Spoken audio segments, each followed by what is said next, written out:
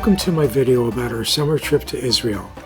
Our trip began with a non-stop El Al flight from Los Angeles to Tel Aviv, and here we are approaching the coast of Israel after 14 hours in the air. After landing, we took a private transfer to the David Citadel Hotel in Jerusalem, our home for the next 4 nights. After getting settled in our room, we decided to take the short walk to the Church of the Holy Sepulcher. This church houses the 2 most important sites in the Christian faith, the site of the crucifixion of Jesus and his tomb, where it is believed he rose from the dead. That evening, we visited the Israel Museum. This is the shrine of the book, and it houses the Dead Sea Scrolls, and next to the shrine is a model of Jerusalem in the Second Temple period. We started early the next morning, spending 2 days on a private tour with Danny the Digger Herman, a well-known Israel guide and archaeologist. This is the Dome of the Rock, Jerusalem's most recognizable landmark and believed by Muslims to be the place from which Muhammad ascended into heaven. The Temple Mount is the site of Jerusalem's first and second temples. It's Judaism's holiest site, but the Temple Mount is controlled by Muslims and they don't allow Jews to pray there. There are also very strict time and dress codes for non-Muslims. You're not even allowed to carry prayer books or Bibles onto the mount.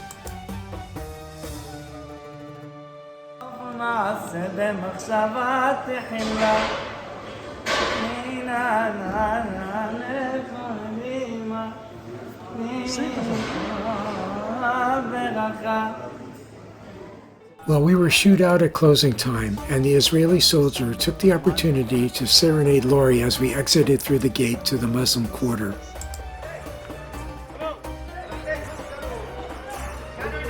This is a view of the Western Wall. We visited the wall several times during our trip, and you'll see it up close much later in this video. The old city of Jerusalem is 1 square kilometer, and it's divided into 4 quarters: Jewish, Muslim, Christian, and Armenian. We took a break in the heart of the Jewish quarter. Lori ordered a custom-made tallis from Joseph of Weaving Creations.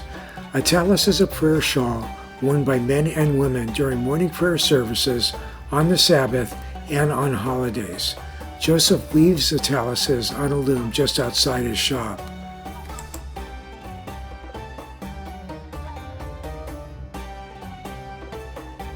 Our last stop for the day was the city of David, a very important archaeological site on a hill in East Jerusalem. It's thought to be the original settlement of Jerusalem during the Bronze and Iron Ages. There are 2 main tunnels that you can walk through: Hezekiah's Tunnel and the Canaanite Tunnel. Hezekiah's Tunnel is wet and the water was up to mid-thigh on the day we visited. We decided to walk through the dry Canaanite Tunnel.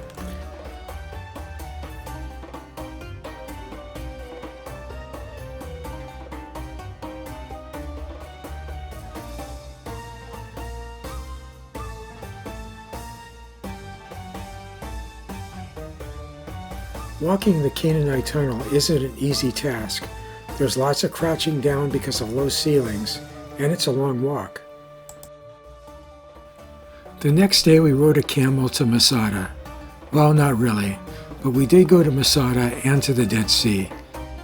Masada sits 1,500 feet above the Dead Sea, but since the Dead Sea is the lowest place on Earth, the Masada Plateau is actually at about sea level. We took the cable car up to the fortress.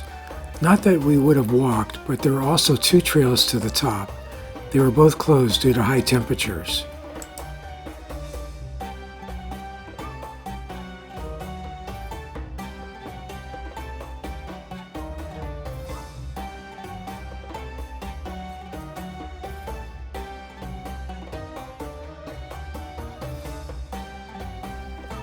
The views from Masada of the Dead Sea and Jordan beyond are unreal. Below are some of the remains of a palace Herod the Great built in about 37 BC. Because of the barren desert landscape, it's hard to tell from the video how high up we are. Believe me, we were really high up and surrounded by sheer cliffs, which is what made Masada an impregnable fortress, until the Romans actually built a dirt ramp to get up to it.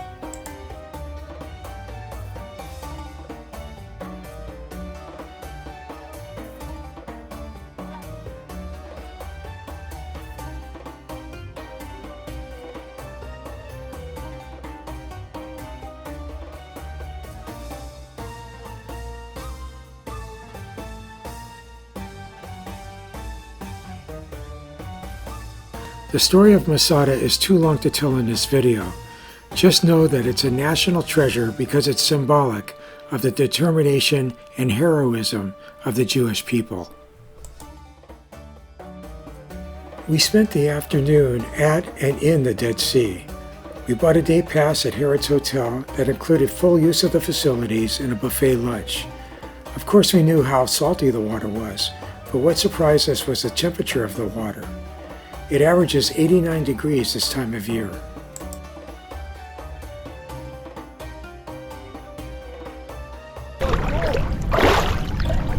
I'm floating. In fact, you can't even sink if you wanted to. So you just lay back, whoop, and the salt makes you float. And we got a nice tip, which was to carry a bottle of fresh water because it's great on your skin, but it's not good for the insides of the body or for the eyes. So you want to be able to wash it out. I just splashed my eye. Oh.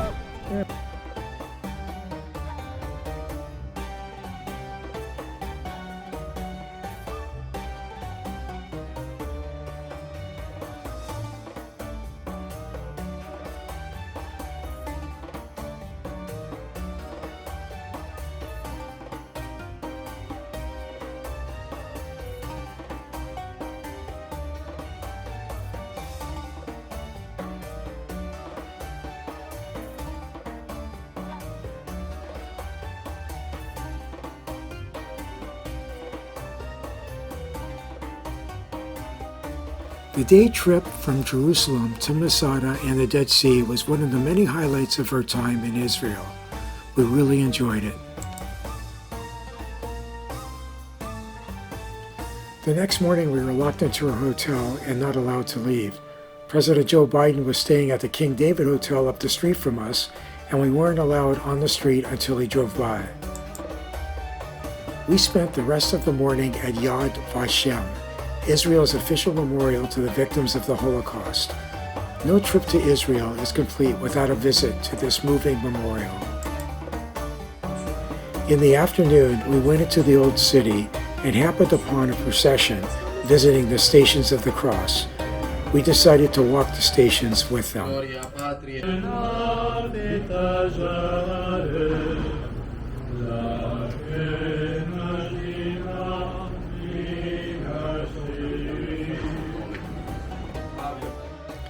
The next 2 days were spent with Rabbi Eitan Julius, a licensed tour guide who is passionate about the history of Israel. Eitan picked us up at our hotel and we began our drive north to the Sea of Galilee. Our first stop was Qasr al-Yehud, a site on the banks of the Jordan River not far from Jericho. Christian tradition believes that this is the site of the baptism of Jesus. That's Jordan on the other side of the river.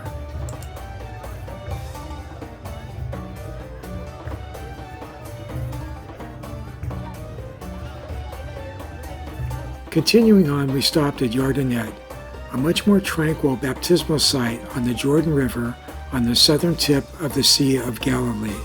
This site is owned and operated by a kibbutz, which is not far away.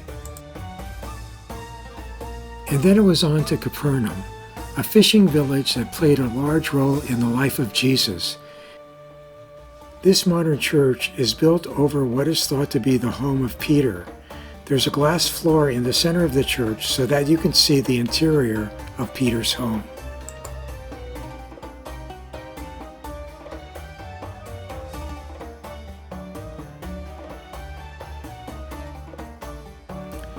And these are the remains of Capernaum synagogue, although the synagogue at the time of Jesus was replaced with this synagogue in about 200 AD.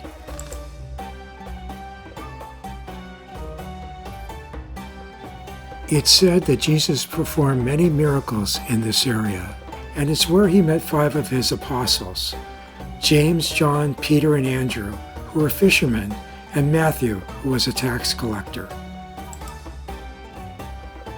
Our next stop was the Church of the Beatitudes, where it's believed that Jesus delivered his most famous sermon, the Sermon on the Mount. This isn't a typical church. It has windows looking out on the Sea of Galilee.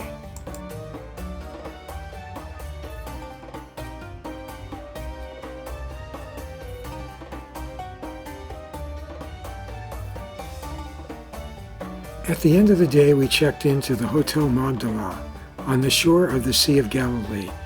A beautiful modern church is located on the hotel grounds.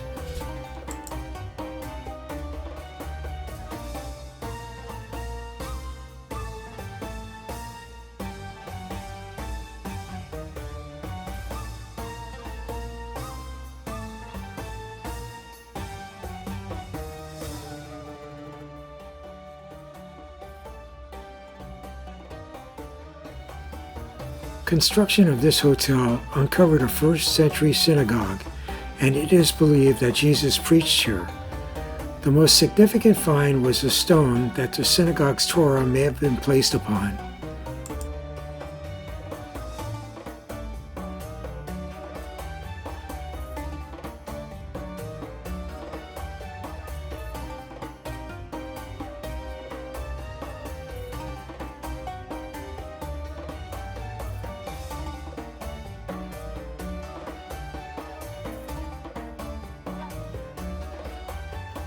The next day we drove up to the town of Tzfat, an artist colony and the birthplace of Kabbalah.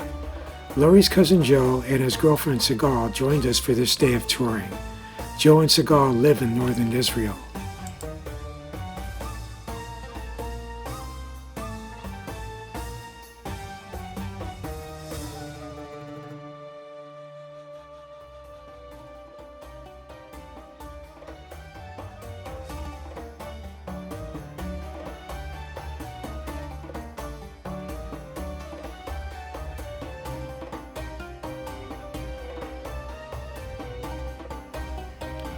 We visited the Ashkenazi synagogue, which was founded in the late 16th century. The synagogue was destroyed in the Galilee earthquake of 1837 and was rebuilt 20 years later. We then spent some time walking down the main street, which has many art galleries.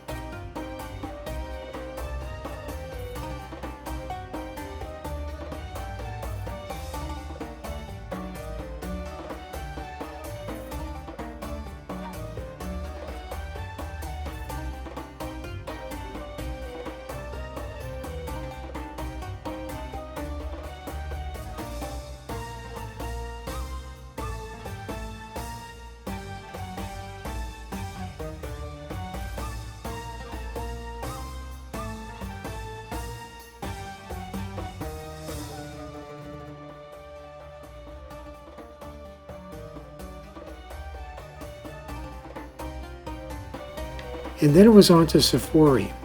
It's believed to be the birthplace of Mary, mother of Jesus. Notable structures at the site include a Roman theater, 2 early Christian churches, a Crusader fort, and over 60 different mosaics dating from the 3rd century. Tzippori is off the beaten path, and we had the major sites, including its ancient synagogue, all to ourselves.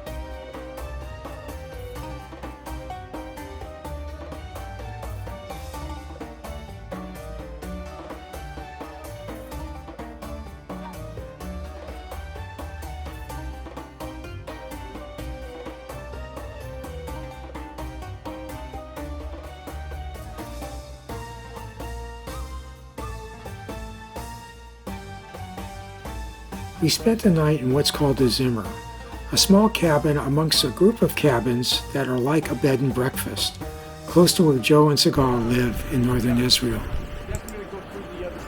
We started the next day at Rosh HaNikra, chalk cliffs on Israel's northern border with Lebanon. Lori's cousin Joe spent the day with us, driving us from Israel's northern border all the way down to Tel Aviv, with stops along the way. This is Acco, which has a multifaceted history. One notable part of its long history is that it was a stronghold of the Crusaders during the Holy Crusades of the 1100s and 1200s.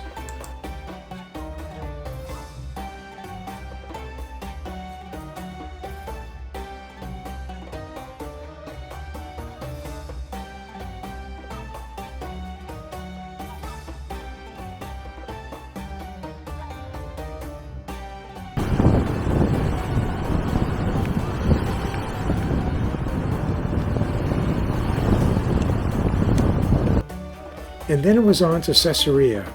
This ancient city was built by Herod the Great in about 25 to 13 BC as a major port. It served as an administrative center of the province of Judea in the Roman Empire.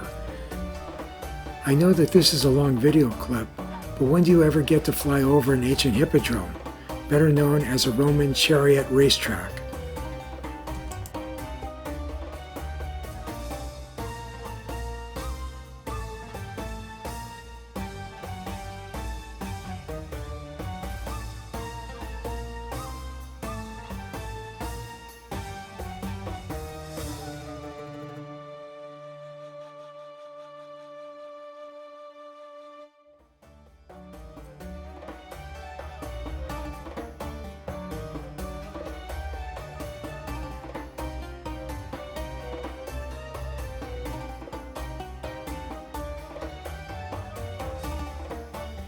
And then we drove on to Tel Aviv. We checked into our hotel, the Setai Tel Aviv, which is actually located in Jaffa. We were pleasantly surprised by this hotel. We had a room overlooking the Mediterranean, and it included a fantastic breakfast each day.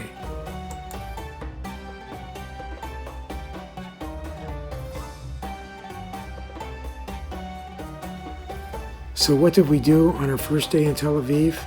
Well, we felt that there were still more sights to see in Jerusalem, so we took the train back there for the day. So we're in Tel Aviv and we are going to take the train to Jerusalem. There is a non-stop train, and so we're using Get. It's an app like Uber, and it works pretty much the same. You don't have to worry about carrying around money, and it says I'll be right there. So we're waiting for Shlomo. We made it in time for non-Muslim visiting hours on the Temple Mount. This is the Eastern Gate, or Golden Gate, as seen from the Temple Mount. According to Jewish tradition, the Messiah will come through the Golden Gate of the Old City and bring about the resurrection of the dead. A Jewish cemetery faces the Eastern Gate from the Mount of Olives, in the belief that those buried there will be the first to be resurrected. Here's a view of the Eastern Gate from outside the city walls. The gate was sealed shut in the 16th century by order of Suleiman the Magnificent, a sultan of the Ottoman Empire. It's a long story. Google it if interested. And here's a view from the Mount of Olives with a Jewish cemetery in the foreground. From there we visited the Western Wall for the second time. Men and women are separated there. Tradition is to leave a prayer on a piece of paper in one of the wall's many cracks.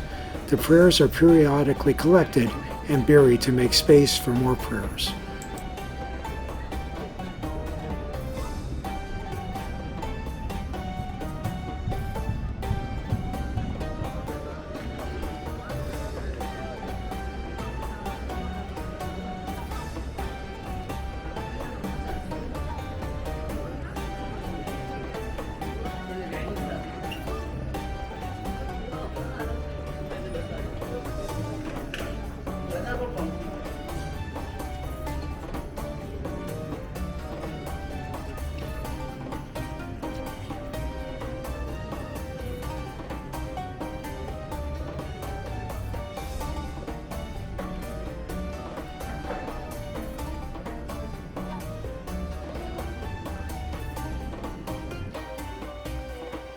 The next morning I got up before Lori to do some droning. The Setai Hotel is located in the center of this video. After breakfast, we walked along the beach to the Carmel Market, or Shuk Carmel. We then taxied back to Jaffa to explore the old city a little.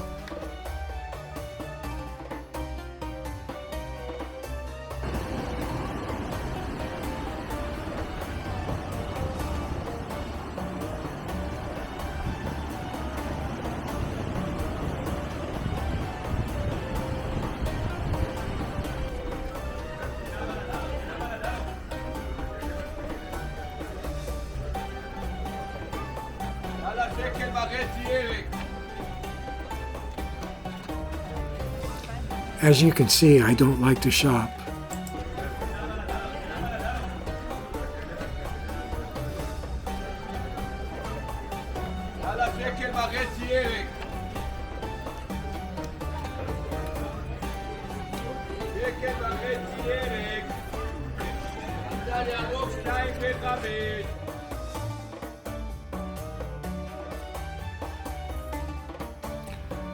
This is Jaffa's wishing bridge. The tradition is that you go to your astrological sign and make a wish while gazing out to sea.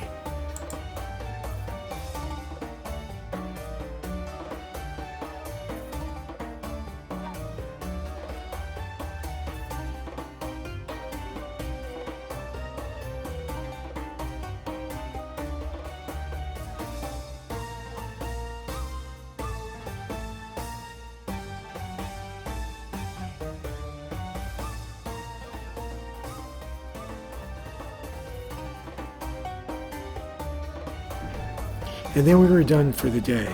We took a very quick dip in the hotel pool before checkout at 4 p.m. And then we had a very long wait, first at the hotel and then at the airport for our midnight flight back to the U.S.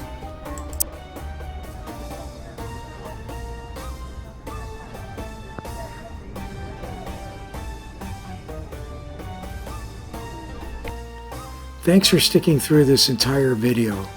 Please remember to click that thumbs up like button and consider subscribing. Shalom from Lori and Steve.